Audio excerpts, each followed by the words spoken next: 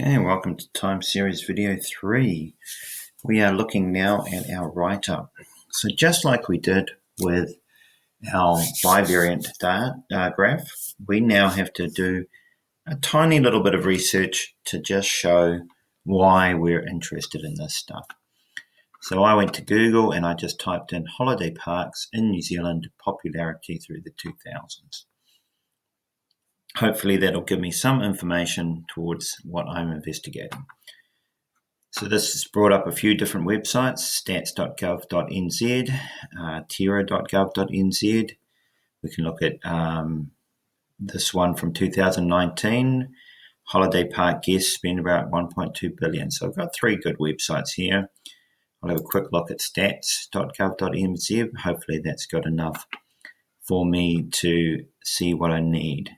Okay, so there's some of its trends as well. Look at those nice trends going up from 97 to 2018, incredibly similar to what I've been investigating just now. So lots of nice lines going up. So I wouldn't be surprised if this is where the information originally came from.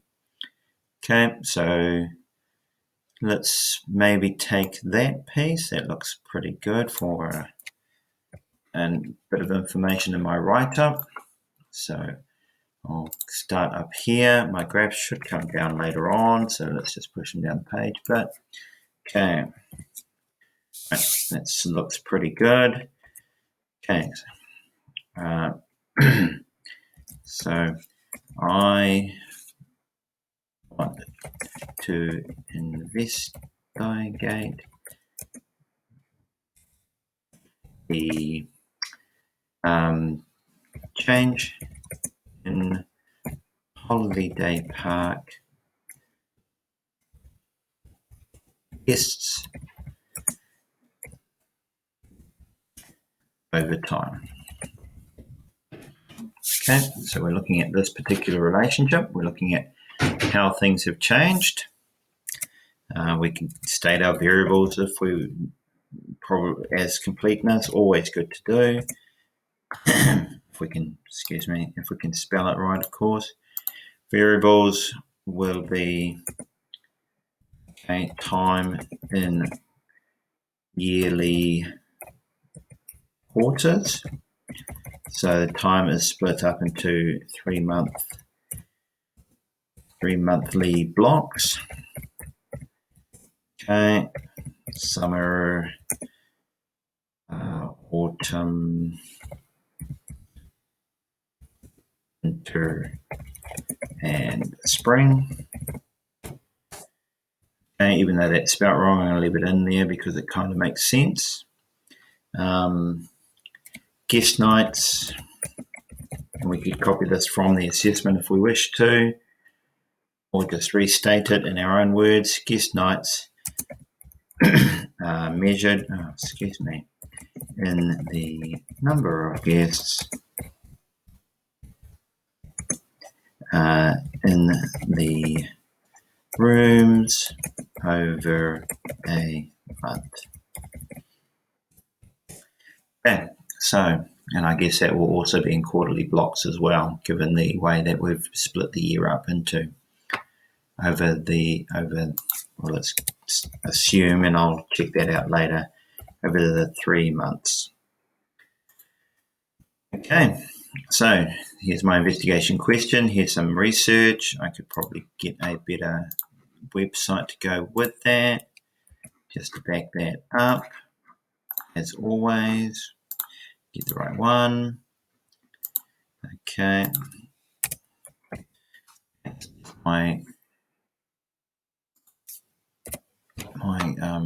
reference, and there's my variables. I'm ready to go. Okay, we can throw in a little bit of a plan. I will use NZ Grapher to plot the time series, project into the future, and calculate seasonal effects. Okay, So there's the beginning of my write-up, just a brief little plan, some research, a website I went to, my investigation question, and the variables I was doing it. So part of the PBDAX cycle is to, of course, then put in our plan. Once we've got our problem, we put in our plan, and away we go from there. Okay, we could even add, I am interested in this as Tapanui relies on tourists visiting local holiday parks and what we can expect now COVID-19 has changed tourism.